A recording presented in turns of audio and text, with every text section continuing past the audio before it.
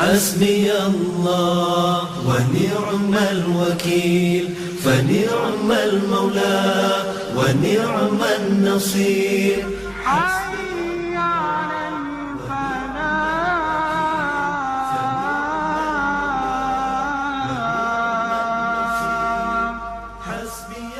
بھلائی کی طرف آؤ. نعم الوكيل فنعم المولى ونعم النصير حسبي الله ونعم الوكيل. چنانچہ آج کا موضوع ہے ذہنی تنظیم کا عمل. یہ ہے بابت علم الاسباب کا نظریاتی حملہ اسلام کے خلاف. آپ کی نظریاتی بنیاد جو آپ کے اخلاق کو ڈھالتی ہے، آپ کی سیاست کو ڈھالتی ہے. مورخوں اور پروفیسروں نے تحریر کیا ہے بابت تہذیبوں کا تصادم مخصوص تنظیم کے اندر یا حتیٰ کہ ریاست کے اندر. خواہ یہ ایک تعلیمی نظام ہے یا کوئی بھی نظام، وہ ظاہر کر رہا ہے اس کے تصورات ایک جامعاتی سطح سے انفرادی سطح تک. اللہ پسند نہیں فرماتا بے حرمتی اور بد کلامی معاشرے میں، لہٰذا یہ پابندی ہے حتیٰ کہ شرع میں بھی.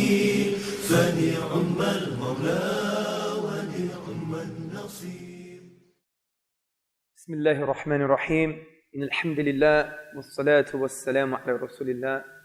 شروع کرتے ہیں. اخوان، اخوات، بھائی اور بہنوں، معزز بزرگ، معزز علماء، میں آپ کو سلام پیش کرتا ہوں. السلام علیکم ورحمۃ اللہ وبرکاتہ. الحمدللہ ہم دوبارہ یہاں موجود ہیں. کل ہم نے موجودہ حالت کی بات کی تھی، در حقیقت کیسے اسلام نے متاثر کیا آج کل کی موجودہ حالت کے مثبت پہلوؤں کو حالیہ 21ویں صدی میں، جو مغربی تہذیب یا سیکولر لبرلزم کہلاتی ہے. اور ہم نے بات کی کیسے اسلام موجودہ حالت کو تبدیل کر سکتا ہے. اور ہم نے 2 کلیدی مثالیں دیں، انصاف اور برداشت، اس پر روشنی ڈالتے ہوئے جو یہودی لوگ اور تاریخ دان یہودی قوم کے کہتے ہیں بابت اسلامی روایت و اقدار. اور نیز ہم نے بات کی معیشت پر، اور ہم نے بات کی بابت معاشی اسلامی اصولوں پر. اگر نافذ کیے جائیں ایک سماجی سیاسی ماحول میں تو مسئلہ حل کریں گے غربت کا. اور ہم نے بہت سی مثالیں پیش کی تاریخ میں، اور ہم موضوع کے حوالے سے کافی جذباتی تھے کیونکہ بہت اہم موضوع تھا. کیونکہ بطور مسلمان ہم سمجھتے ہیں ہم یہاں موجود ہیں لوگوں کے لیے، اخرجت للناس وهي للناس، لوگوں کے لیے، نہ کہ من الناس. ضروری نہیں کہ انہی میں سے ہوں یا ہم انسانی کنبے کا حصہ ہیں، لیکن یہ ہے نگران پوزیشن، کیونکہ ہم یہاں موجود ہیں نگہداشت کے لیے انسانیت کے امور کی. اور یہ بہت ضروری ہے کیونکہ یہ عین مطابق ہے حدیث کے، پیغمبر صلی اللہ علیہ وسلم کی. اور یہ مبارکہ 40 میں تلاش کی جا سکتی ہے، نووی کی 60 حدیث میں. یہ 30ویں حدیث ہے. پیغمبر محمد صلی اللہ علیہ وسلم نے فرمایا اس حدیث میں، لا يؤمن احدكم حتى يحب لاخيه ما يحب لنفسه. تم حقیقی مومن نہیں ہو سکتے، تم ایک مومن کے مرتبے کو نہیں پہنچ سکتے، تم اپنے آپ کو بلند نہیں کر سکتے بطور مسلمان روحانی تناظر سے توقع کہ اپنے بھائی کے لیے وہی پسند نہ کرو جو اپنے لیے کرتے ہو. اور یہ اخوت، یہ بھائی چارہ در حقیقت اسلامی بھائی چارہ نہیں ہے، یہ انسانی بھائی چارہ ہے. اور ہم یہ جانتے ہیں نووی کی وضاحت سے انہوں نے کہا یہ ہے انسانیت کے لیے. اور ہمارے پاس دیگر روایات ہیں. مسند احمد میں جب انہوں نے بیان کی روایات بابت دوسروں کے لیے وہی پسند کرو جو اپنے لیے کرتے ہو. اور ابن تیمیہ کے ایک طالب علم تھے، ان کا نام امام رجب الحنبلی تھا، انہوں نے اسے مرتب کیا، یا انہوں نے اس کتاب کا خلاصہ تکمیل کو پہنچایا. اور ایک مکمل باب موجود ہے اس حدیث پر، اور انہوں نے اخذ کیا اس سے مراد انسان ہے. لہذا اسے دیکھیں ذاتی تصور، نفسیاتی تناظر میں. پیغمبر صلی اللہ علیہ وسلم فرما رہے ہیں کہ تم حقیقی مومن نہیں ہو سکتے. اور یہ ہماری خواہش ہے کہ ہم حقیقی مومن ہوں، محض ایک مسلم نہیں. ہمیں مومن ہونا چاہیے اور دیگر درجات پانا چاہتے. ٹھیک، ہم سب چاہتے ہیں اللہ عز و جل کے قریب ہونا، یہ ہمارا بنیادی مقصد ہے کیونکہ ہم اسے چاہتے ہیں اور ہم جنت چاہتے ہیں، ابدی نعمت. لہذا اگر معاملہ ایسا ہے تب پیغمبر صلی اللہ علیہ وسلم آپ کو دے رہے ہیں ایک اصول تاکہ اس مرتبے تک پہنچا جائے جو ہے دوسروں کے لیے وہی پسند کرو جو اپنے لیے کرو. لہذا اگر میں آپ سے پوچھوں آپ کے سے سب سے زیادہ چاہتے ہیں, آپ کہیں گے اللہ, محمد صلی اللہ علیہ وسلم. یہ ہمارے عقیدہ کا حصہ ہے, ہمارے مسلک یا فریم ورک کا حصہ, کیونکہ ہم جانتے ہیں کہ پیغمبر صلی اللہ علیہ وسلم نے ہمیں بتایا کہ ہم ان سے محبت کریں اپنے والدین سے بڑھ کر. اور میں اس بابت سوچتا رہا ہوں بطور ایک ضمنی موضوع, اور میں سوچ رہا تھا استدلالی وجہ کیا ہے, حکمت کیا ہے پیغمبر صلی اللہ علیہ وسلم سے والدہ سے بڑھ کر محبت کرنے میں. اب ہم دیکھتے ہیں بہت سے حکمت, کیونکہ یہ جہاد کا راستہ ہے, ابدی جہنم سے بچاؤ, اور یہ آپ کو اس زندگی میں اچھائی دیتی ہے اور آخرت میں بھی. محمد صلی اللہ علیہ وسلم جانتے ہیں آپ کے لیے کیا بہتر, آپ کی ماں سے بڑھ کر, کیونکہ وہ وحی کے حامل تھے اللہ عز و جل کی جانب سے. تو یہ تمام وجوہات ہیں, لیکن میں نے اس پر غور کیا فلسفیانہ تناظر سے. مجھے سوچنا پسند ہے. دلچسپ, ہم محض جانتے ہیں ہماری ماں ہے بے حد کمزور شواہد پر. اگر میں آپ سے پوچھوں آپ کیسے جانتے ہیں آپ کی ماں ہے, مجھے دلیل دیں, برہان, ٹھوس ثبوت. آپ مجھ سے کیا کہیں گے؟ آپ کیا کہیں گے اگر میں کہوں ٹھیک ہے وہ آپ کی والدہ ہیں؟ اسے ثابت کریں بھائیو. ممی جی, اماں, یا جو کچھ بھی آپ پکارتے ہیں اپنی زبان میں, ٹھیک ہے. آپ کہیں گے ٹھیک ہے ڈی این اے, لیکن یہ درست نہیں, کیونکہ کیا آپ نے دیکھا سرٹیفکیٹ اور کہا مام کہ آپ میری ماں ہے, اس سرٹیفکیٹ کے مطابق آپ کو چانٹا پڑ سکتا ہے. لہذا ایسا نہیں, آپ کا یقین ہے کہ وہ آپ کی ماں ہے بنیاد کرتا ہے شہادت پر,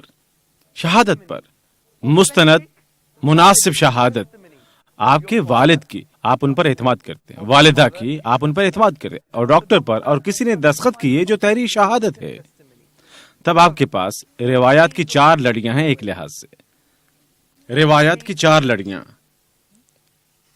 اور بس ثابت کرنے کے لیے کہ یہی آپ کی والدہ ہیں.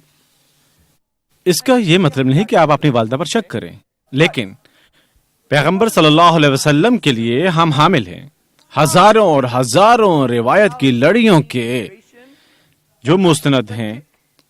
اگر آپ غور کریں علم الحدیث پر اور علم الرجال, لوگوں کی سائنس, سوانح عمریوں میں ہمارے پاس 10,000 صحابہ کی سوانح عمریاں موجود ہیں. یہ حیرت انگیز ہے. لہذا ہمارے پاس ہزاروں شہادتیں ہیں کہ وہ پیغمبر صلی اللہ علیہ وسلم ہیں. لہذا اس تناظر سے منطقی طور پر آپ کو ان سے اپنی والدہ سے بڑھ کر محبت کرنی چاہیے, یہ کہیں زیادہ مستند شہادت سے. باہر کیف میں نے سوچا بالآخر کہ آپ چیزوں کی بابت سوچ رہے ہیں, ٹھیک ہے. لہذا ہم نے کہا کہ ہم یہاں انسانیت کے لیے موجود ہیں, اور یہ ذاتی تصور چیز ہے. اگر میں ایک مومن بننا چاہتا ہوں تب میں نے وہی دینا ہے جس سے محبت ہے, جو ہے اللہ تعالیٰ, محمد صلی اللہ علیہ وسلم, ہر کسی کو. اور ہم ایسا کرتے ہیں ظاہر کرتے ہوئے اسلام کی اقدار بقایا انسانیت پر. چنانچہ آج کا موضوع ہے ذہنی تنظیم کا عمل. کل تھا موجود حالت, آج ہے ذہنی تنظیم کا عمل. لہذا کیا ذہن میں آتا ہے ہم جب سوچتے ہیں بابت ذہنی تنظیم کا عمل؟ میرے لیے یہ ہے بابت علم الاسباب کا نظریاتی حملہ اسلام کے خلاف, کیونکہ یہ کسی شک کے بغیر ماہر عمرانیات پروفیسر طارق مودود, انہوں نے اچھا نکتہ اٹھایا ایک کتاب میں جو تھی بابت دین اور سیکولرزم اپنی اکیڈمی میں, اور انہوں نے بنیادی طور پر کہا ایک مسلمان مخالف ہوا یورپ میں چل پڑی ہے. اور یہ منفی پن ضروری نہیں, ایک انفرادی سطح پر ہے, اگرچہ یہ کر سکتی ہے سرایت انفرادی سطح پر, ٹھیک, کیونکہ ہم نسل پرست بن چکے ہیں یا وہ بن چکے ہیں سفاک, ٹھیک. لیکن نمایاں طور پر اس کا آغاز نظریاتی سطح سے ہوتا ہے. نظریے سے آپ کی کیا مراد ہے؟ ہماری مراد ہے بابت تصورات کی بجائے ایک مخصوص بنیاد جس کے تحت آپ دیکھتے ہیں دنیا کو ایک مخصوص انداز سے, جو عالمی تناظر کہلاتا تھا. اس کا تصور کریں بطور چشمہ. فرض کریں آپ چشمہ پہنے ہیں اور آپ سبز دیکھتے ہیں, ہر چیز آپ دیکھیں گے سبز ہوگی. اگر کسی نے پہنا ہو زرد چشمہ تو وہ دیکھیں گے زرد. دنیا کے نقطہ نظر کی قسم کے چشمے ہیں جس سے آپ دنیا کو دیکھتے ہیں. آپ کی نظریاتی بنیاد جو آپ کے اخلاق کو ڈھالتی ہے, آپ کی سیاست کو ڈھالتی ہے, یہ ڈھالتی ہے آپ کے رویے کو اور باقی ہر چیز کو. اور ایسا کیوں ہے یہ نظریاتی حملہ؟ کیونکہ ہمیں سمجھنا ہے جب نظریاتی تناظر کا معاملہ ہوتا ہے, موجودہ حالات جس میں ہم نے کل ذکر کیا, सेकुलर लिबरलिज्म का पस्त अंदाज में।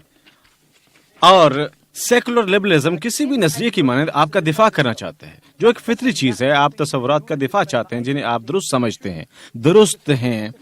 आप अपनी माबाद तबीयत का दिफा चाहते हैं, और इस दिफा में नागुज़ीर हो जाता है तसव्वुरात का टकराव, या जैसा कि कई मुअर्रिखों और प्रोफेसरों ने तहरीर किया है बाबत तहजीबों का तसादम। अब जरूरी नहीं कि मैं मुत्तफिक हूं इस तनाजुर से, लेकिन ये है नजरियाती हमले की वजह से। किसी भी नजरिए पर महज इस्लाम नहीं, कम्युनिज्म भी हो सकता है। इसलिए कम्युनिज्म के खिलाफ नजरियाती हमला हुआ। नजरिए ने अपना दिफा करना है और वो इदारे तख्लीक कर सकते हैं मखसूस तंजीम के अंदर या हत्ता की रियासत के अंदर। खा ये एक तालीमी निज़ाम है या कोई भी निज़ाम, वो जाहिर कर रहा है इसके तसव्वुरात एक जामियाती सतह से इनफरादी सतह तक। एक मिसाल देता हूं, इर्तिका की थ्योरी देखें।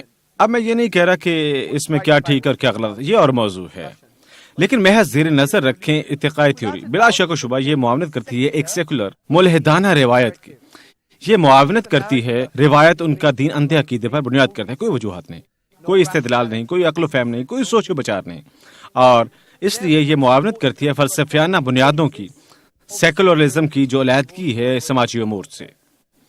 इर्तिका एक मोजज़ा है जिस तरह उन्होंने सिखाया मगरिब में, और उन्होंने इसे इल्मी जिंदगी से शुरू किया, और 7 बरस की उम्र में वो नजरिए को समझता है। ये फिल्टर हुआ है बसरिया हर एक इंसान मगरिबी तालीमी निज़ाम में। लिहाजा ये है दोबारा एक मिसाल कैसे सेकुलर इदारों ने मुआवनत के तसव्वुरात की बसरिया इदारे और मुआशरे में इसे सिरायत की इजाजत दी। अब देखिए, इसका कोई मुतबादल नहीं। अब कहना पड़ता है कोई मुतबादल नहीं है इंग्लैंड या अमेरिका में। अब देखते हैं नजरिया तख्लीक के हामिल नौजवानों को, किसी कदर पसमानदा, जो किसी नजरिए का हामिल नहीं, जो छानबीन नहीं कर सकता, वो गैर इस्तेदलाली है, वो हकीकत में मजहबी है और कोई सोच नहीं है बाबत पेचीदा या बाहम मिलाने वाले फितरत के उसूल। लिहाजा आप देखिए नजरियात कैसे काम करते हैं। अब देखिए ये हर वक्त हत्ता कि आज़ादी तकरीर के बतौर ये नजरियाती हथियार है, क्योंकि मुसलमान आज़ादी तकरीर से इख्तिलाफ नहीं करते, यानी ऐसे करना बात बंद करने के मुतरादिफ है हम। लेकिन कहते हैं तकरीर की वो आज़ादी अपनी कती तर्ज में वजूद पजीर ही नहीं, क्योंकि तकरीर की आज़ादी की हमेशा दीगर रसूलों से नफी की गई है। मिसाल के तौर पर मगरिब में है लेबर लॉ और हत्ता के मसनूआत के कवानीन और अदम इजहार राय के कवानीन। हत्ता के इस्लाम में अल्लाह फरमाता है तुम कसम नहीं खा सकते, अल्लाह पसंद नहीं फरमाता। कुरान में है अल्लाह पसंद नहीं फरमाता बेहुरमती और बदकलामी मुआशरे में। लिहाजा ये पाबंदी है हत्ता के शरा में भी।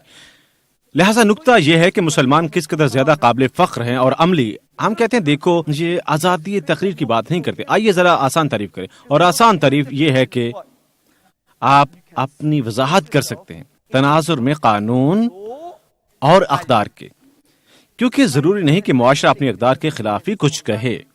लिहाजा आप वजाहत करते हैं कानून और अक़दार के तनाजुर में, ताकि ये बहस ना हो कि क्या हमें आज़ादी राय तस्लीम है, बल्कि बहस इस पर होनी चाहिए कि कानून और अक़दार क्या हों, कि कानून और अक़दार क्या हैं। लेकिन ऐसा नहीं होता, क्योंकि उनका नज़रियाती तनाजुर है, इजहार राय की आज़ादी मौजूद है, क्योंकि वो तौहीन करना चाहते हैं। मुझे कार्टून बनाने का हक हासिल है पैगंबर मोहम्मद सल्लल्लाहु अलैहि वसल्लम की बाबत और हत्ता के ईसा अलैहिस्सलाम के। मुझे हक है कि तुम्हारे मजहब की बेअदबी करूं। मेरे पास हक है तस्हीक या मजाक उड़ाने का, क्योंकि आपने समझना है ये एक ताकीद, क्योंकि मैं मुत्तफिक हूं कि इसका ज़ोर कैसे हुआ। यही हम कल ज़ेर बहस लाए। हमने कहा कि कैथोलिक चर्च इस्तेमाल करने का आदी था मुत्तसिल रियासती बाजू किसी सोच से हिफाजत के लिए, बचने के लिए किसी किस्म के नजरियाती तस्वुर के नजरिए से। वो कांग्रेस में था बाखिलाफ कैथोलिक रिवायत और इसके तस्वुरात की। लिहाजा हमने मार्टिन लूथर और उसकी इस्लाह को देखा, एक चर्च के स्टोर को निशाना बनाया। विटनबर्ग में दहरी कैथोलिक चर्च पर हमलावर हुए और चंद मजीद समाजी और तारीखी संग मील के बाद आप हामिल थे मजहबी जंगों के। तब वहां शख्सी मसला तहरीक के थे, जो हकीकत में चाहती है दूर हटाया जाए मजहब से। लिहाजा आप शुरू कर सकते थे चीजों को ज़ेर बहस लाना। بغیر کسی خوف کے ذی فہم اور عمدہ بحث درست ہے، لیکن نظریاتی طور پر ایک سیکولر اور لبرل تناظر میں اگر آپ سوچیں، عموماً وہ دراصل اب بھی حق چاہتے ہیں، ایک مذہب کی تعمیر کا، ایک جانی پہچانی اور نئی حکمرانی میں پست انداز سے، تاکہ وہ اپنا سکیں کوئی سیکولر نظریاتی کہاوت کہ مذہب کو گھر میں رکھو، اس کا کوئی لینا دینا نہیں ذی فہم اور عوامی حلقے میں۔ میں جانتا ہوں امریکہ ایک نرم سیکولر ملک دکھائی دیتا ہے کیونکہ مذہب کو اختیارات ہیں، لیکن در حقیقت سرمایہ داری نظام کا غلبہ ہے یا نئے لبرل معاشی اصول کا غلبہ ہے۔ یہ سب انوکھی منطقیں ہیں، یہ اسموک اسکرین ہے۔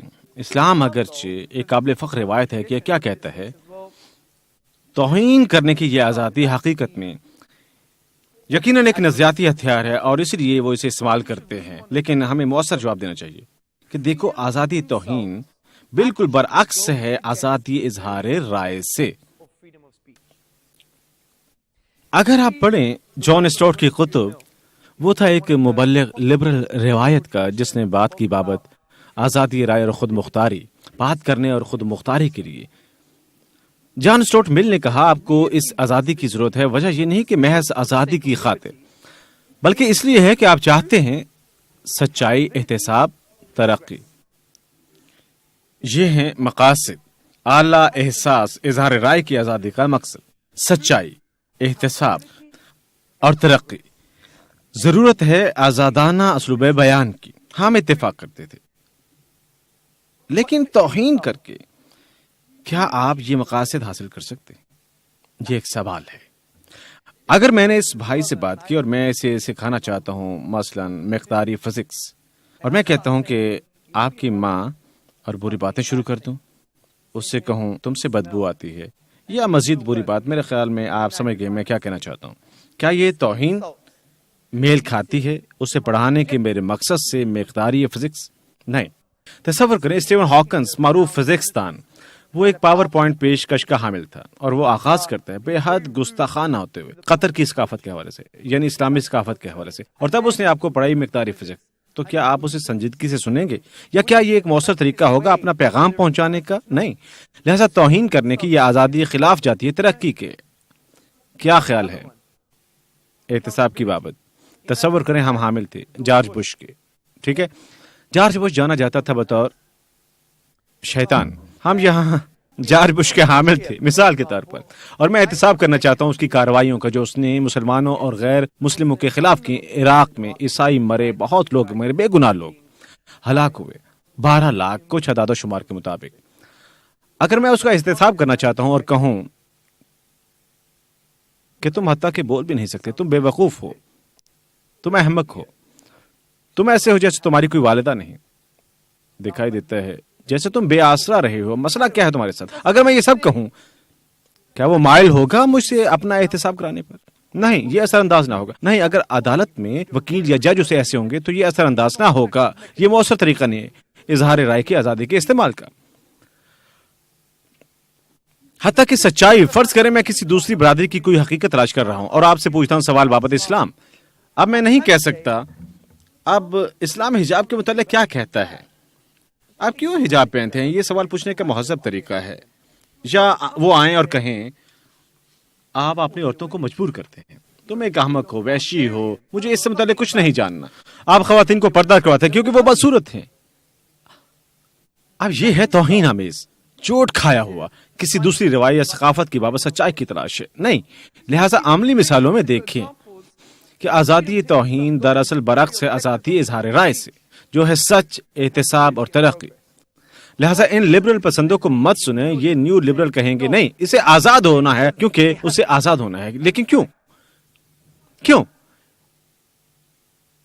ان کا مقصد آپ کو بغیر وجہ کے باتیں کرنا ہے، اور بالخصوص جب تہذیب کا معاملہ آتا ہے۔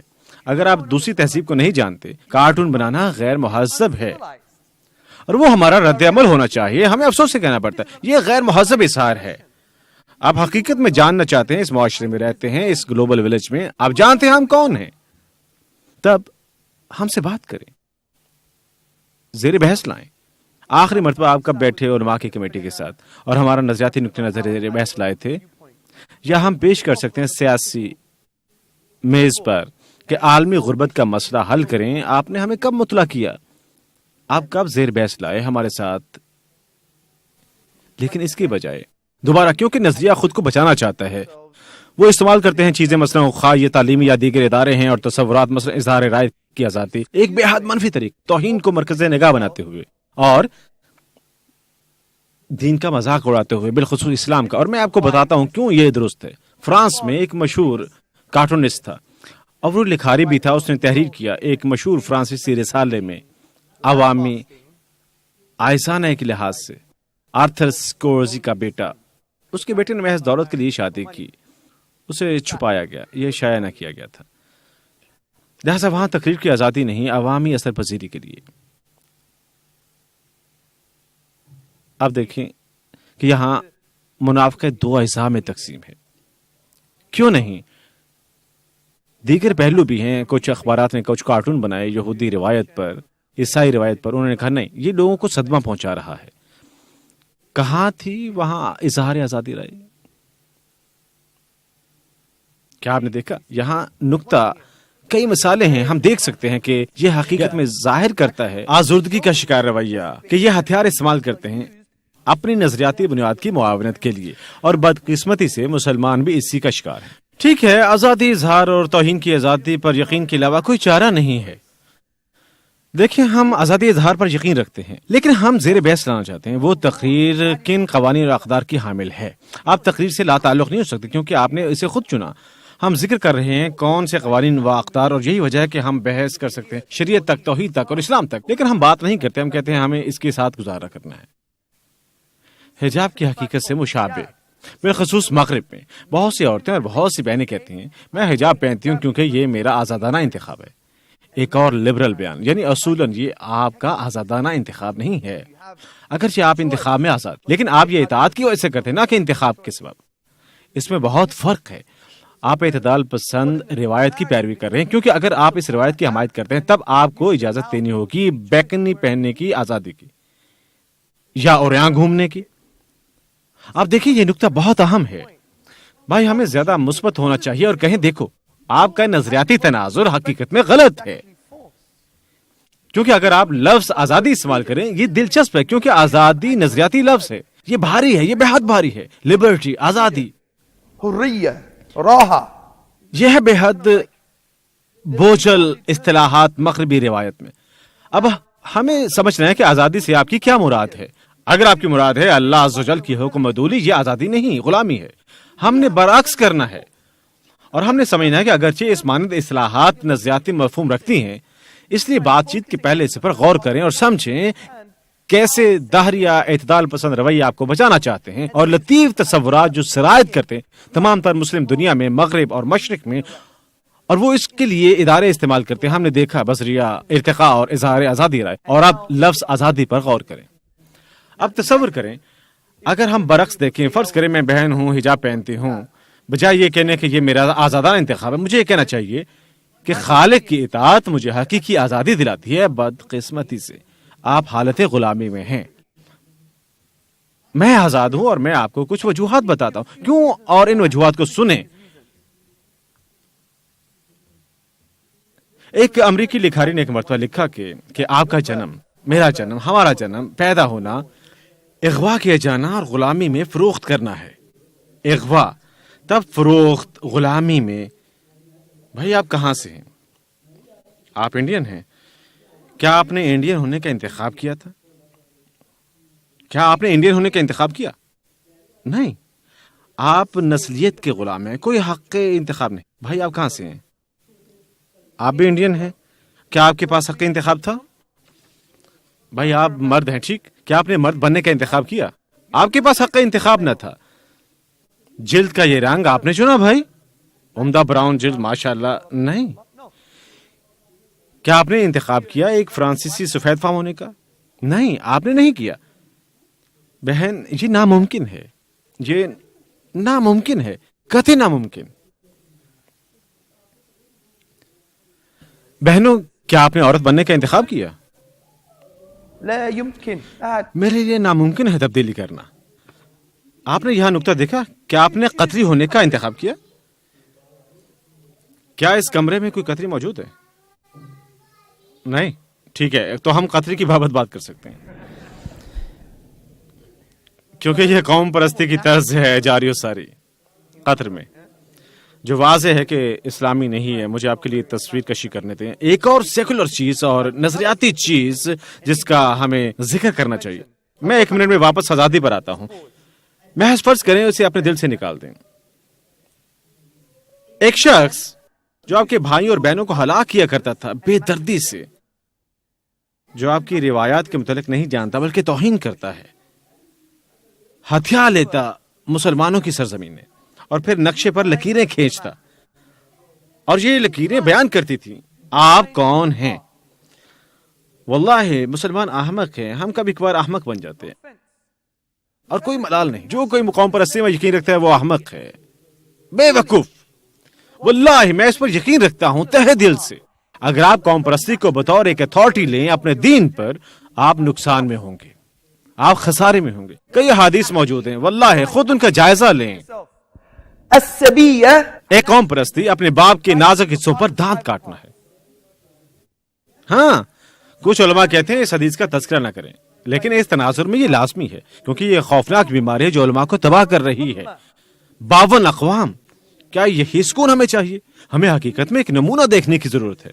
المؤمن مرات المؤمن، مومن ایک دوسرے مومن کے آئینہ ہیں، لہٰذا یہ مت کہو میں درست تم غلط، کیونکہ بیماریاں ہیں ہمارے دلوں میں بھی، ان کا مرتبہ بڑھائیں، کہیں اے بھائی اے بہن، اور تب اپنی بات کریں۔ میں نے سوچا اسے بیان کر دوں کیونکہ یہ حصہ ہے نظریاتی جنگ کا ہمارے اقوام پر توکتے ہوئے، اور اس نے مجبور کیا ہے مسلمانوں کو اپنا تعارف کروانے کے لیے لکیروں کے ذریعے۔ کچھ لوگ نہیں جانتے آپ یہودی ہیں، اللہ اکبر۔ اگر آپ اسی تناظر میں دیکھیں یہ مذاق ہے۔ السبیہ، غلط مت سمجھیے، اپنی ثقافت پر فخر کریں، اپنے قبیلے پر فخر کریں۔ صحابہ کرام بھی قبائل سے تعلق رکھتے تھے، لیکن اسے اتھارٹی لینا اپنے دین پر یہ خطرناک ہے، یہ حرام ہے۔ نبی کریم نے اپنا پاؤں مبارک رکھا اور فرمایا قوم پرستی میرے قدموں کے نیچے ہے۔ یہ ہر کسی کے لیے اعلان بیداری ہے، اور ہمیں چاہیے کہ اس کا اظہار کریں، اپنے رزق کے حوالے سے خائف نہ ہو۔ سچ بولنا حدیث مبارکہ کے مطابق پیغمبر صلی اللہ علیہ وسلم نے فرمایا حق بولنے سے تمہاری زندگی مختصر نہیں ہو جاتی، اور یہ تمہارا رزق نہیں چھین لیتا، تمہارا رزق۔ لہذا آزادی کے مسئلے پر بات کرتے ہیں، ان چیزوں کو مت چنیں، سماجی معاشی روابط کا انتخاب نہ کریں، لہذا آپ غلام ہیں اس سماجی معاشی روابط کے۔ اسی طرح اگر آپ محض تابعداری کرتے ہیں جبلت کی اور اپنی خواہشات کی، تب آپ اپنی جبلت اور خواہشات کے غلام ہیں۔ اگر آپ کام کرتے ہیں محض کیونکہ قطری ٹی وی یا بالی ووڈ یا ہالی ووڈ یا لالی ووڈ یا وہ کوئی بھی، یہ تمام جو مواد آپ دیکھتے ہیں، آپ متاثر ہوتے ہیں اس ناموری ثقافت کی وجہ سے کہ مجھے بھی اس جیسا دکھنا ہے، میں نے مونچھیں رکھی ہیں کیونکہ یہ میری ثقافت ہے، مونچھ نہیں تو کچھ نہیں، جس کا اردو میں مطلب ہے اگر آپ کی مونچھیں نہیں ہے تو کوئی چیز نہیں ہے۔ سبحان اللہ، پاکستان میں بھی وہ رکھتے ہیں، اگرچہ پیغمبر صلی اللہ علیہ وسلم نے ہمیں بتایا۔ آپ مجھے غلط مت لیں، میں کسی کی مذمت نہیں کر رہا، میں محض دکھا رہا ہوں کہ کیسے ہم سماجی اثرات کے حامل ہیں۔ مسئلہ حتیٰ کہ جب ایک شخص کی مانند میں نے یہ لباس پہنا، مجھے اس طرح کا لباس پسند نہیں، مجھے لباس کا کوئی شعور نہیں، کسی نے مجھے کل بتایا۔ میں کوئی بھی لباس پہن لیتا ہوں، پاکستانی یا عرب یا مغربی لباس بھی پہن لیتا ہوں، میں اپنے والد کے کپڑے بھی استعمال کر لیتا ہوں، میں ان سے مانگ لیتا ہوں، لہذا لب لباب یہ ہے کہ میں کوئی ایسی چیز نہیں پہنتا جسے معاشرتی طور پر سراہا جائے۔ میں یہ نہیں آتا ٹریک سوٹ اور ہیٹ کے ساتھ اور بڑی چین کھلے گلے میں اور کیا ہو رہا ہے واگوان، نہیں، میں ایسا نہیں ہوں۔ اگرچہ سماجی لحاظ سے قابل قبول ہے، لہذا ہم سماجی اثرات کے حامل ہیں تاکہ ہمارے کام کرنے کے انداز پر بھی اثر انداز ہو۔ اسے آپ سماجی تعمیر کہتے ہیں یا سماجی نمونے کا فروغ جو اثر انداز ہوتا ہے ہمارے رجحان پر اور ہم کون ہیں جب لباس کا معاملہ آتا ہے یا تصورات کا، کیونکہ انسان پختہ یقین چاہتا ہے اور جب انہیں یقین نہیں ہوتا تو وہ معاشرے کی جانب دیکھتے ہیں، لہذا ہم یقین کے لیے، لہذا ہم معاشرے کی ہمسری کرتے ہیں، لہذا ہم غلام ہیں سماجی دباؤ کے، ہم غلام ہیں اپنے حوالے سے، ہم اپنی خواہشات کے غلام ہیں۔ یہی وجہ ہے کہ مسلمان آزاد ہے، وہ حقیقت میں آزاد ہے جب وہ حجاب پہنتی ہے. وہ کیسے کہتے ہیں ہماری بہنیں آزاد نہیں؟ واللہ ہماری بہنیں کسی بھی دوسرے سے زیادہ آزاد ہیں. کیوں؟ وہ سماجی دباؤ کی پرواہ نہیں کرتی, وہ اپنی انا کی پرواہ نہیں کرتی, نہ پرواہ کرتی ہیں تعلقات کی. وہ معاشرے کی وجہ سے نہیں کرتی, وہ اسے اللہ عز و جل کے لیے کرتی ہیں جو ماورا ہے ان تمام چیزوں سے اور جو عطا کرتا ہے حقیقی آزادی. دلچسپی کی بات, لفظ روح علم صرف کے حوالے سے اس کی وہی بنیاد ہے جو راہ کی ہے, جو عربی میں آزادی ہے. آزادی, لہذا روح بھی ہے آزادی کی تلاش میں. اور طریقہ کہ وہ کیسے کرتی ہے, اللہ عز و جل کی عبادت کرتے ہوئے. 14ویں صدی کے دینی اکابر مفکر ابن قیم نے کہا کہ حقیقی آزادی عبادت میں پنہاں ہے, بندگی میں اور اللہ عز و جل کی غلامی میں. کیونکہ اللہ تم سے بہتر جانتا ہے. اللہ حمزہ کو جانتا ہے اس سے بہتر جتنا حمزہ کو جانتا ہے. لہذا جب آپ اللہ کی بندگی میں ہو آپ حقیقی آزاد ہوتے ہیں, اور اگر آپ اللہ کی بندگی میں نہیں تو آپ غلام ہیں. اگر یوں سوچے تو, لیکن نہیں, ہم کہتے ہیں میں حجاب پہنتی ہوں کیونکہ آزاد ہوں. یہ سب روایت سے ہے, یہ سب اس چشمے کے استعمال سے متعلق ہے جس سے آپ دنیا کو دیکھتے ہیں. تصور کریں جب ہماری بہنیں ٹی وی پر جاتے ہوئے یا ریڈیو پر آرٹیکلز تحریر کریں اور کہیں میں آپ کی نسبت زیادہ آزاد ہوں, کیونکہ میں اسے نہیں کر رہی اپنی انا کی غلامی کے لیے یا ناموری کی سماجی ثقافت کی غلامی کے سبب, لوریل کیونکہ ہم اہم ہیں. یہ سب بیکار ہے. میں ان چیزوں کے لیے نہیں کر رہا, میں اس کے لیے کر رہا ہوں جس نے مجھے تخلیق کیا ہے, جو مجھے آزاد کرتا ہے دنیا کے شکنجوں سے. یہ روایات اپنائیں اگر اپنا سکیں تو. واللہ میں ناروے میں تھا اور میں نے 19 سالہ نوجوان سے یہ بات کی, بہت ہوشیار نوجوان, اور میں نے بات کی آزادی کے متعلق, کیونکہ ناروے اور مغربی ثقافت میں آزادی ایک بڑی چیز ہے. اور میں نے رخ بدلا اور وہ بہت فکر مند ہوا اور سوچنے لگا کہ وہ آزاد نہیں. لہٰذا آزادی کا واحد طریقہ اللہ کی عبادت کرنا ہے. وہ اس تناظر سے حقیقی آزادی ہے. وہ مسلمان بن گیا کیونکہ اس نے دیکھا سب کچھ جو میں نے کیا یہ میری انا کی وجہ سے محدود ہے, سماجی دباؤ کی وجہ سے محدود ہے, میرے روابط کی وجہ سے اس میں کوئی حق انتخاب نہیں. لیکن جب میں خود کو اللہ کی بندگی کے تحت کرتا ہوں وہ مجھے دنیا سے آزاد کر دیتے ہیں اور میں حقیقی آزاد ہوں. کیا یہ سمجھ میں آتا ہے بھائی اور بہنوں؟ یہ بے حد قابل فخر نظریہ ہے. لہذا ہم دیکھتے ہیں نظریات کیسے خود کو بچاتے ہیں, اور یہی وجہ ہے یہ عمل ذہنی تنظیم کا کہ یہ نظریہ اب استعمال کرے گا تعلیمی نظامات, ادارے, میڈیا, جو کچھ اور اس روایت کی معاونت کے لیے. اور بدقسمتی سے اب معاملہ یہ ہے کہ وہ کرنے جا رہے ہیں بلکہ کر رہے ہیں مذمت اسلام کی. یہ سیاسی نظریاتی ظہور ہے, جیسے اسلامی قانون, یہ شرعی قانون, شرع کی حد تک آپ دیکھتے ہیں کہ ہر وقت یہ گروہ نام نہاد مسلمانوں کے گروہ وہ شرع کے مخالف ہیں. لبرل مسلم فورم, برطانوی مسلمان برائے سیکولر جمہوریت یا کوئی چیز اس قسم کے لوگ باہر نکل کر حمایت کر رہے ہیں کہ شرع پسماندہ ہے.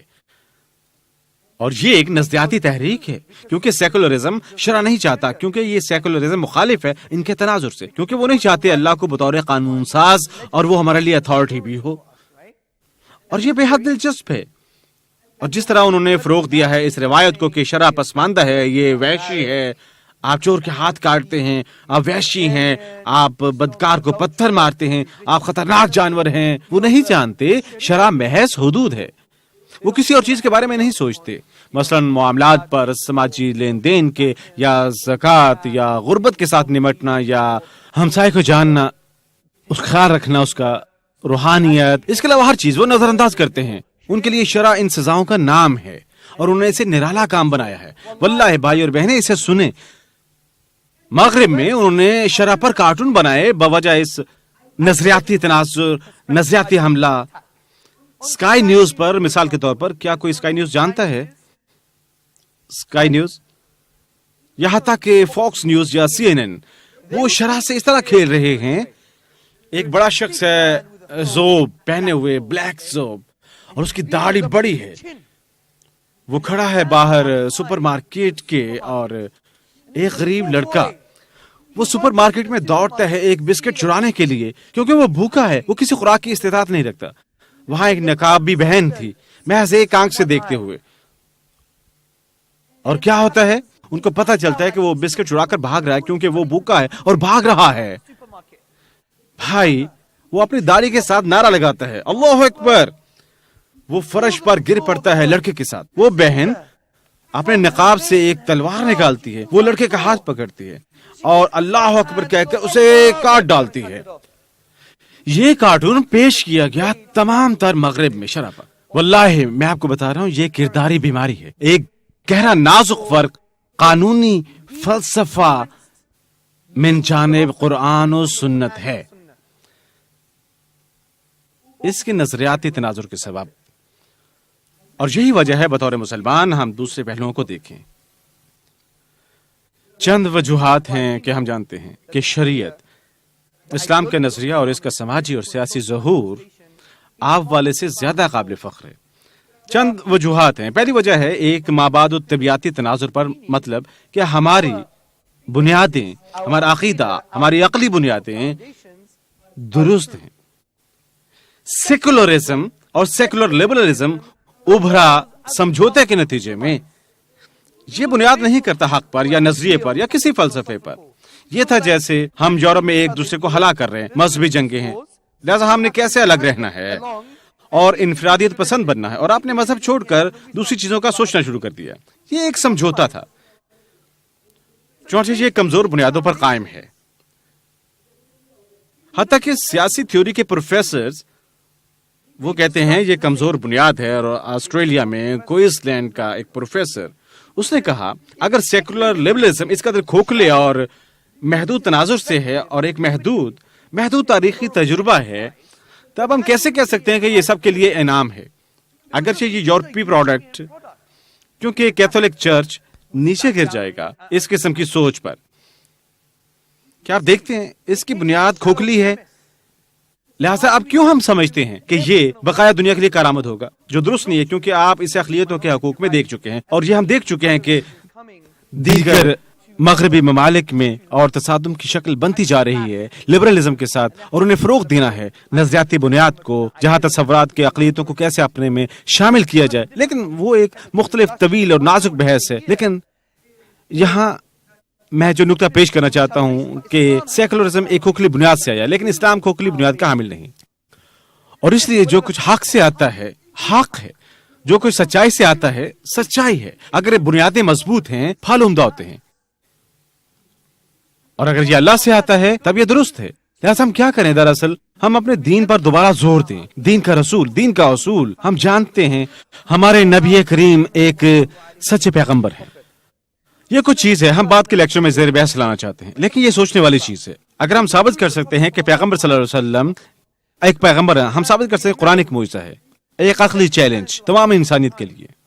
وَإِن كُنتُمْ فِي رَيْبٍ مِّمَّا نَزَلْنَا عَلَىٰ عَبْدِنَا فَأْتُوا بِسُورَةٍ مِّن مِّثْلِهِ وَادْعُوا شُهَدَاءَكُم مِّن دُونِ اللَّهِ إِن كُنتُمْ صَادِقِينَ۔ اگر کتاب کے بارے میں شک ہے، اگر آپ شک میں مبتلا ہیں، عقلی چیلنج کہ ہم نے اپنے بندے پر نازل کی ہے، تب اس جیسی ایک صورت تو بنا لاؤ، اللہ کے علاوہ اپنی حمایتی اور گواہ لے آؤ اگر تم اپنے دعوے میں سچے ہو۔ یہ انسان کو عقلی چیلنج ہے۔ ہم جانتے ہیں اللہ عز و جل موجود ہے، کائنات کا آغاز ہوا، اور یہ تقاضا کرتے ایک ابدی توجیہ اور غیر تخلیق شدہ توجیہ کا۔ ہم یقینی وصف کے حامل ہیں، ہاں، جو ہم آہنگ ہے رحمان کے اسلامی نظریے کے ساتھ۔ لہذا یہ چیزیں جو ہم ثابت کر سکتے ہیں کہ اگر اللہ موجود ہے تب قرآن میں جانب اللہ ہے، توحید سچی ہے، پیغمبر سچے ہیں، اس لیے جو کوئی بھی اس سچائی سے ظاہر ہوتا ہے سچ ہے، یہ جانا جاتا ہے۔ حتیٰ کہ مغربی فلسفے میں یہ علمی بنیاد کہلاتی ہے۔ علمی بنیاد، اس سے بڑا لفظ ہے جو میں کہہ رہا ہوں، وہ بے حد سادہ ہے۔ بنیادی طور پر کہا جا رہا ہے آپ جانے گی سچائی کے ساتھ آغاز کرتے ہیں اپنی بنیاد سے، اور بس۔ لہٰذا ہم مابعد طبیعتی طور پر دکھا سکتے ہیں کہ شریعہ قانون بہتر ہے آپ سے، اور حتیٰ کہ ہمیں قانون زیر بحث بھی نہیں لانا، کیونکہ ہم جانتے ہیں یہ کہاں سے آیا تھا، ایک اعلیٰ اور برتر ذرائع سے۔ یہ پہلا نقطہ ہے۔ دوسرا نقطہ کہ ہم استعمال کر سکتے ہیں حقیقت میں واضح انداز سے اپنا فلسفہ برائے سیاست اور شریعت، اور حقیقت میں شریع قانون کو عیاں کر سکتے ہیں، کیونکہ آپ فقط چور کے ہاتھ کاٹنے کا سوچتے ہیں، اخلاص اور وحشی پن کا، یہ جنگل کا قانون ہے، آپ کو پتہ لگا ہے کسی شخص نے کھانا چھڑایا آپ ہاتھ کاٹ دیں گے۔ یہ اس طرح کام نہیں کرتا۔ ہمارے پاس ہیں بے حد مفصل حیران کن سماجی نمونے۔ مثلا ہمارے سماجی نمونے ہیں، اولین بنیاد، پہلی حد یہ ہے کہ ہم حامل ہیں متصل اقدار کے۔ ایک لبرل سیکولر معاشرے میں اگر آپ پروفیسر ول کیملیکا کی تحریر پڑھیں، پروفیسر چارلس ٹیلر اور دیگر کی، تو وہ کہتے ہیں ایک لبرل معاشرے میں آپ نہیں، اور اسے بہت غور سے سنیں، آپ اچھی زندگی کے نظریے کے حامل نہیں ہو سکتے، اچھی اقدار کو فروغ نہیں دے سکتے، کیونکہ ان کے خیال میں انسان بن جاتے ہیں مباحثے کی ایک منڈی کہ انہیں کن اقدار کی پیروی کرنی ہے، ان کو فروغ نہیں دیا جا سکتا۔ اور مسئلہ سیکولر لبرل معاشرے میں اگر سرمایہ داری نظام ہے، تب مسئلہ انفرادیت پسندی اور ضرورت سے زیادہ لالچی اور ضرورت سے زیادہ مادی اقدار زیادہ واضح ہونے جا رہی ہے، اور مقابلہ واضح تر ہوگا بنسبت دیگر اقدار کے، کیونکہ ایک بڑا سرمایہ دارانہ نظریہ آپ کو بتاتا ہے کہ کیا اقدار اپنانے چاہیے۔ لہذا حکومت کچھ نہیں کہہ سکتی بابت اچھی زندگی کا نظریہ کیا ہے، لیکن اسلام میں ہم کہتے ہیں نہیں، ہم ان متصل اقدار کے حامل ہیں، انصاف، رحم، رحمت، برداشت، جیسا کہ تب دوسری سماجی نمونے کی لکیر ہے کہ ہم فروغ دیتے ہیں ان اقدار کو لبرل روایت کے برعکس کہ اس میں خلا ہے، اخلاقی خلا۔ سیاسی تھیوری میں اس کا مطالعہ کریں، لبرلزم اور سیکولرزم میں بہت خلا ہے، لیکن اسلامی تناظر میں ہم حکومت اور ادارے کے تناظر سے زیادہ بہادر ہیں کہ ہم ان اقدار کو فروغ دے سکتے ہیں۔ رحمت، جذبہ ہمدردی، آخری مرتبہ آپ نے کب سنا؟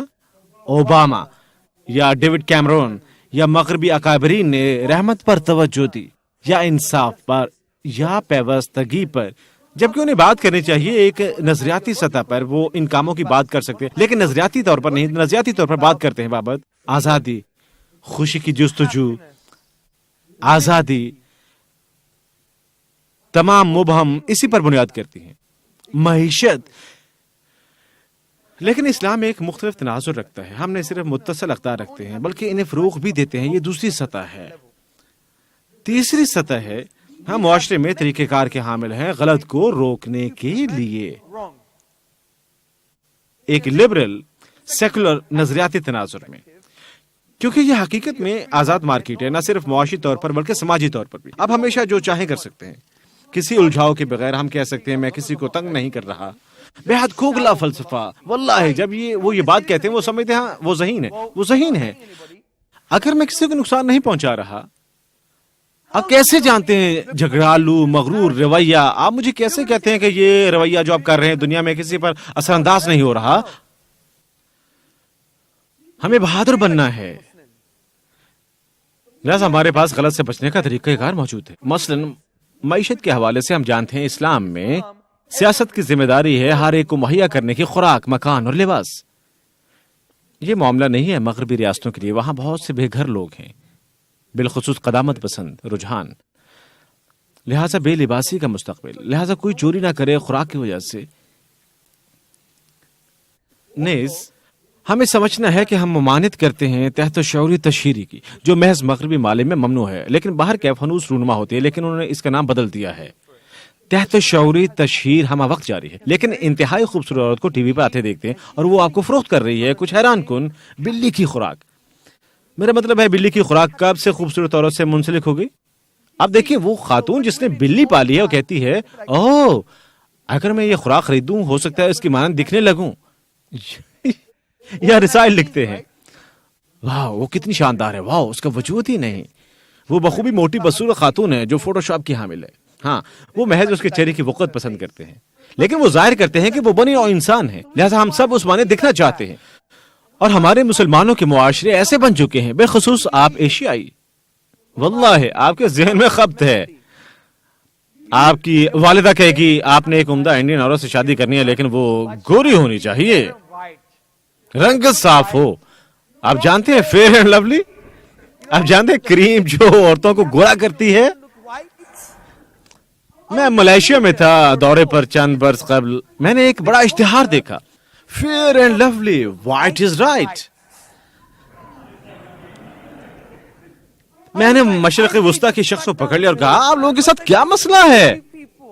یہ ایک بیماری ہے۔ آپ کے خیال میں یہ مغرب کی پیروی ہے، لیکن مغرب جائیں تو وہ کیا کہتے ہیں؟ میں چاہتا ہوں، لیکن یہ میرا تلفظ نہیں ہے،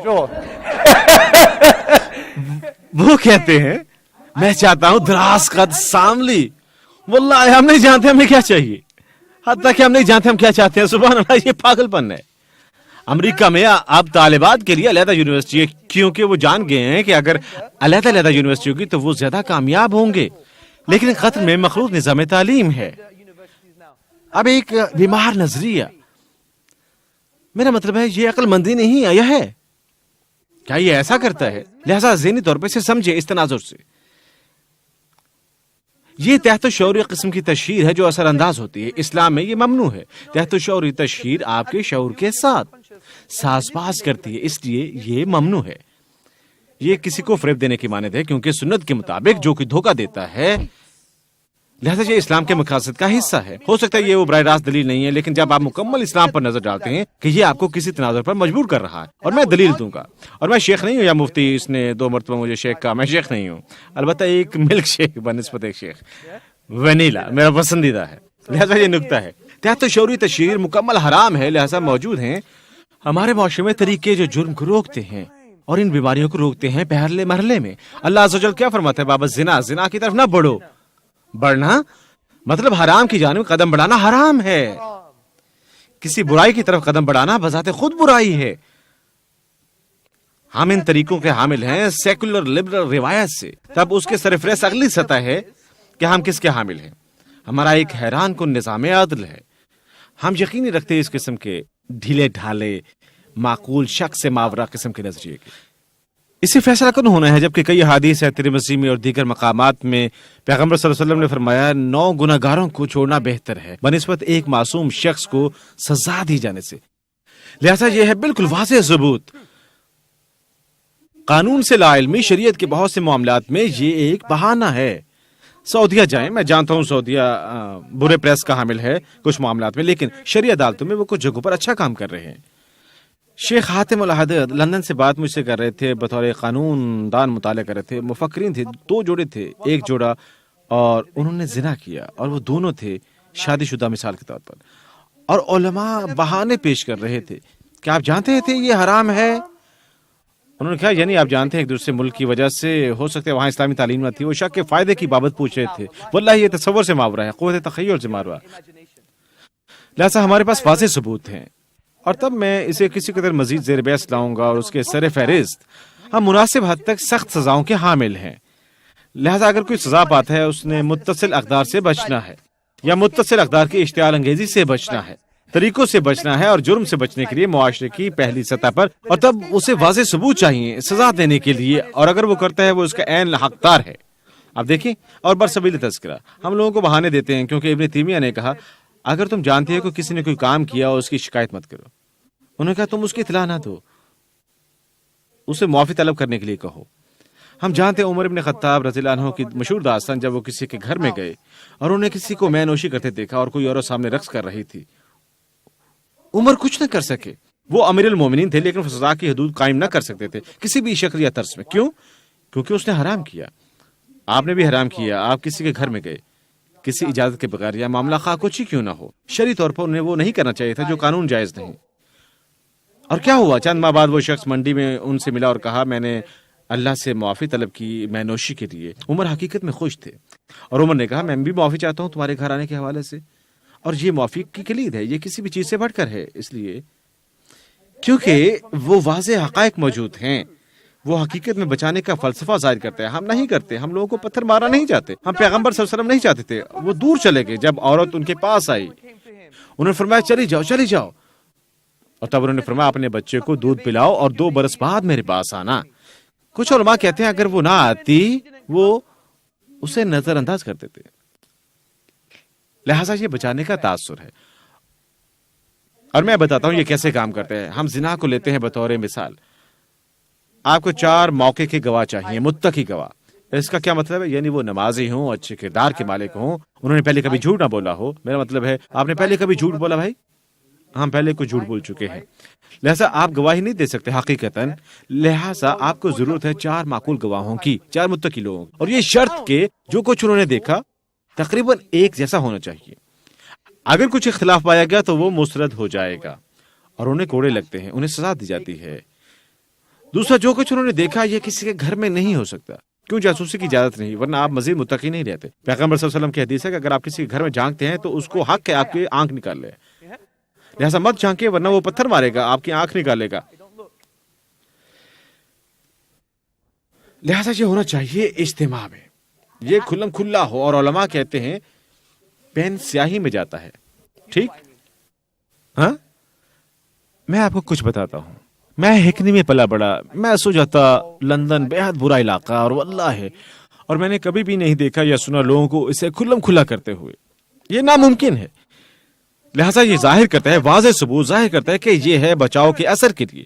بنسبت ہم چاہتے ہیں کہ لوگوں کو سزا دی جائے، لیکن مغربی نظریاتی تناظر، ذہنی تنظیم کا عمل لوگوں کو درس دیتا ہے. یہ وحشیانہ روایت ہے. لیکن اگر آپ دیکھیں جیسا میں نے بیان کیا، ہمراہ ان مختلف سطحات سمیت، سبحان اللہ، یہ قابل فخر مثالی نمونہ ہے جو انسانیت کو بچاتا ہے. اور ہم زیر بحث لاتے ہیں فقط سماجی سزائیں اور جرم. ہم نے کسی اور چیز پر بحث نہیں کی.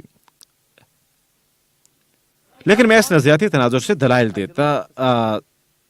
سیکولر لبرلزم حقیقت میں انسانیت کو تباہ کر چکا ہے اور اقوام کو بھی.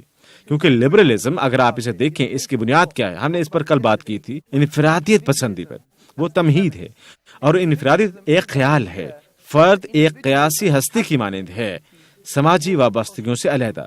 حتیٰ کہ عورتوں کے حقوق کے حامی فلسفی مثلا پروفیسر میریلن فریڈمین وہ ایک دلچسپ نکتہ پیش کرتی ہیں. کہتے ہیں دیکھیں، ہم مزید انفرادی پسندانہ نہیں ہو سکتے. یہ غلط ہے اپنے وجود کے حوالے سے. مطلب انفرادی پسندی کی فطرت سمجھ سے بالا تر ہے، کیونکہ انسان سیکھتا ہے سماجی تجربات سے. ہم انسان ہیں، لہذا ایک توازن موجود ہونا چاہیے. اور پیغمبر صلی اللہ علیہ وسلم کی حدیث سے متعلق ہے جو ظاہر کرتی ہے ہمارا فلسفہ جرم اور سزا کا منحصر نہیں ہے انفرادیت پر. ہم سماجی حقوق بھی شامل کرتے ہیں. ایک حدیث جو غالباً بخاری میں ہے بابت لوگ جو اللہ کے حقوق محفوظ رکھتے ہیں، یہ ایک کشتی کی مانند ہے، ایک بالائی منزل اور ایک نچلی منزل. اور بالائی منزل دے رہی ہے نچلی منزل کو تازہ پانی، لیکن وہ رک گئے. تب نچلی منزل نے کیا کشتی میں ایک سوراخ. جہاز کے ساتھ کیا ہوتا ہے؟ ایک معاشرہ اگر وہ ہے اس مانند ہے انفرادیت پسندانہ معاشرہ، یہ ٹوٹ جاتا ہے اس انفرادیت کے سبب. اس حدیث میں سماجی تھیوری کے لیے بہت سے اسباق ہیں، لہٰذا ہم انفرادیت پسندانہ نمونے نہیں رکھتے جرم اور سزا کے حوالے سے. یہ زیادہ سماجی توازن ہے. لہذا ہمیں سمجھنا ہے چشموں کو جن سے ہم یہ چیزیں دیکھتے ہیں. اور اس سے ظاہر ہوتا ہے کہ خود پسند معاشرے میں بہت سی برائیاں پائی جاتی ہیں، جیسے کہ انگلینڈ میں روزانہ 167 عصمت دریاں ہوتی ہیں. یہ بمطابق ایمنسٹی انٹرنیشنل برطانیہ ہے. سال میں 90,000 عصمت دریاں، 90,000 عصمت دریاں سال میں. 7 میں سے ایک بچہ بدسلوکی کا شکار ہے. NSPC کی تحقیق کے مطابق تقریباً 14 بچے روزانہ یا تو خود کو لٹکاتے ہیں یا خودکشی کا ارتکاب کرتے ہیں. میرا خیال ہے چند ماہ قبل ڈاکٹر عثمان لطیف یہاں موجود تھے ماشاءاللہ، اور اسے روکا ایئرپورٹ پر پولیس نے. تم کہاں جا رہے ہو؟ تم کیا کر رہے ہو؟ انہوں نے ان سے بہت قابل فخر بات کہی. انہوں نے کہا تم بھوتوں کا تعاقب کر رہے ہو، تم سایوں کا تعاقب کر رہے ہو، یہ فریب نظر ہے. اور انہوں نے کہا کہ آپ جانتے ہیں ہمارے اپنے ملک میں روزانہ 14 بچے خود کو اپنے کمرے میں لٹکاتے ہیں. اور پولیس مین کا منہ کھلا رہ گیا. اور تم مجھ سے بات کر رہے ہو؟ حقیقی مسئلے سے نمٹو. انہوں نے کہا ایک دلچسپ رپورٹ چلڈرن سوسائٹی نے شائع کی تھی 2009 میں. انہوں نے نتیجہ اخذ کیا صفحہ نمبر 4 سے کہ تمام سماجی بیماریاں انفرادیت پسندی کی وجہ سے ہیں. یہ بہت لطیف ہے. اس میں میرے لیے کیا ہے؟ میں ایک صحیح شخص ہوں، اور یہی وجہ ہے بہت سے لوگ شکایت کرتے ہیں سماجی زوال کی اپنے معاشرے میں. میرا مطلب ہے ایک معمر خاتون تھی جو مر گئی. کوئی نزدیکی ہمسایہ نہ جانتا تھا کہ وہ مر چکی تھی. اس کے علم میں آیا کچھ روز بعد جب بو محسوس ہوئی. لہذا خود پسندی، اگرچہ آپ امریکہ میں بھی یہ بےہودہ خود پسندی دیکھتے ہیں. کافی شاپ جانے کے لیے یہاں سے 10 منٹ لگتے ہیں. پختہ راستہ نہیں اور بدقسمتی سے قطر بن چکا ہے. اسی مانند یہ امریکی نمونہ ہے. وہاں برادری کا کوئی شعور نہیں، قبیلے کا کوئی شعور نہیں، کوئی شعور نہیں عمرانیات کا. میں ہر جگہ گاڑی چلا رہا ہوں. یہ خوفناک ہے،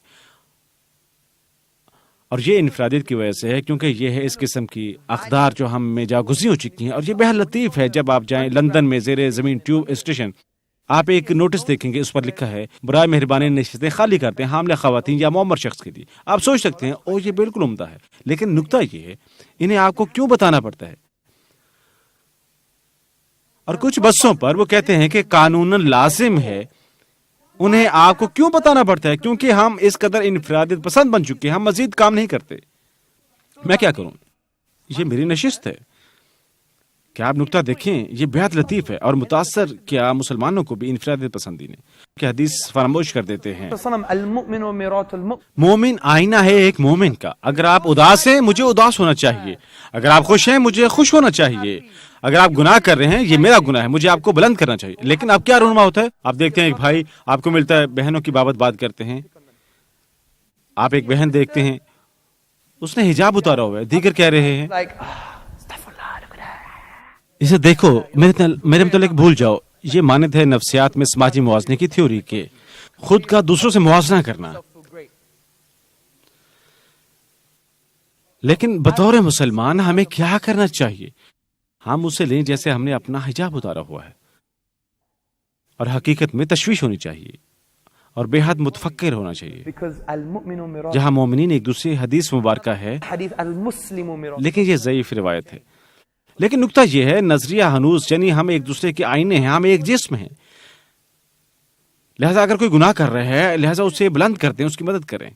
اور یہی وجہ جب ہم نصیحت کرتے ہیں لوگوں کو تو کہتے ہیں یا اخی یہ حرام ہے، استغفر اللہ، شرک، بدعت، ہم ان سے ہر چیز کہتے ہیں، میں یہ دیکھ چکا ہوں۔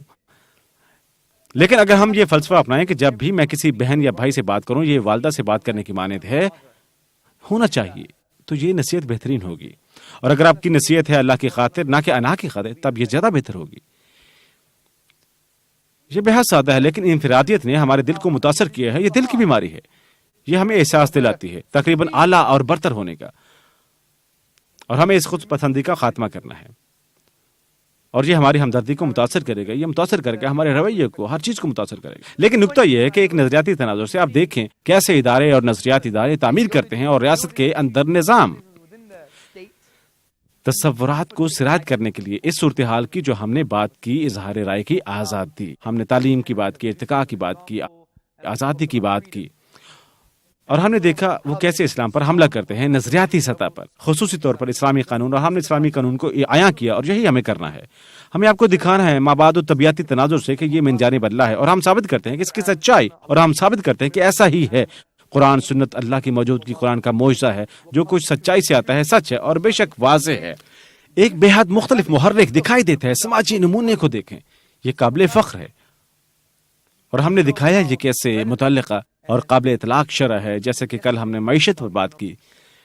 لہذا لازمی ہے ذہنی تنظیم کا عمل، اور اب ہمیں ذہنی تنظیم کا حامل بننا ہے اس عمل سے نمٹنے کے لیے، اور کچھ کاموں کو تحریک دلانی ہے کیونکہ ہم خبتی ہو جاتے ہیں۔ جیسے میں نے فیئر اینڈ لولی کی مثال دی، لیکن یہ حقیقت ہے، ہم کیسے بات کریں، کیسے چلیں، کیسا پہنیں، یا حتیٰ کہ کیسے کھائیں۔ اب جانتے ہیں میرے والد مسلم نہیں ہیں لیکن وہ میرے ہیرو ہیں کیونکہ وہ کھڑے ہیں، کسی کو دھوکہ نہیں دیتے۔ واللہ میرے والد دنیا کے غلام نہیں ہیں۔ میرے والد بہت عرصے سے بے روزگار رہے، میں نگاٹو سے تھا، ہیکنے سے، لندن میں۔ میں پینیاں جمع کرتا فلور بورڈوں اور تختوں، پینیاں تلاش کرتا تاکہ والدہ کے لیے خرید سکوں سینیٹری ٹاولز کیمسٹ سے یہاں، یعنی میں اس طرح پروان چڑھا تھا، اور اس وقت میں 15 یا 16 سال کا تھا، اور میرے بلاک میں میرے فلیٹ ایک خندق میں تھے، یہ بالکل نیچے سیڑھیاں تھی، اور میری ماں کو خراشیاں آئیں، چوٹ لگی، میری ماں کو پیٹا گیا پاکیزگی کی خاطر۔ یہ بہت برا تھا اس کی دہائی میں، ہیکنی میں یہ آسان تھا۔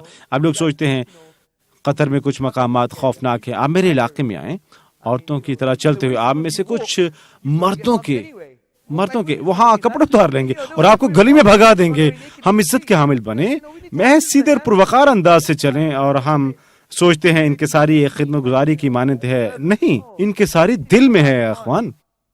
میں نہیں کہہ رہا مغرور بنو، لیکن میں کہہ رہا ہوں پر اعتماد بنے، یہ بہت ضروری ہے، ہمیں ضرورت ہے، کیونکہ کچھ روحانی روایات اسلامی قوس و قزح ہیں۔ کبھی کبھار انڈیا سے آتے ہیں، کوئی ہمیں درس دیتے ہیں آپ نے بننا ہے اس مانند، اور آپ خود کو اچھا مسلمان سمجھتے، نہیں، یہ غلط ہے۔ ہم نوجوانوں کو پاتے ہیں جہالت میں، وہ عظیم باسکٹ بال کھلاڑی ہیں، وہ اچھے باکسر ہیں، وہ عورتوں مردوں کے ساتھ اچھے ہیں، ان کے پاس یہ تمام اچھی خصوصیات اور توانائیاں ہیں، اور جب ان کا تجربہ بڑھتا ہے اور وہ کہتے ہیں وہ سب برے ہیں، اور وہ عمدہ بن جاتے ہیں۔ سبحان اللہ. اگر آپ پڑھیں صحابہ کرام پرقوت کرداروں کے حامل تھے, انہوں نے لیا جو وہ جہالت کے لیے استعمال کرتے تھے اور اسے اسلام کے لیے قبول کیا. آپ دیکھیں, اگر آپ گفتگو میں اچھے ہیں جائیں, بات کریں, نصیحت کریں, اور دیکھیں آپ اچھے ہیں لڑنے میں, آپ جانتے ہیں کیا کرنا ہے, لہذا ہمیں مصیبت میں نہ ڈالیں, ابہام زندگیاں بچاتا ہے. Beauty saves lives. لہذا نکتہ یہ ہے اخوان, یہ خود پسندی دل سے خیال رکھنے کی ضرورت ہے, اور ہم سب مل کر کریں گے, اور ایک دوسرے کو یاد دہانی کرواتے ہوئے کئی مختلف کام جو ہم بطور برادری کر سکیں انشاءاللہ تعالی. سبحانك اللهم وبحمدك أشهد أن لا إله إلا أنت وأستغفرك وأتوب إليك. السلام عليكم ورحمة الله. ونعم الوكيل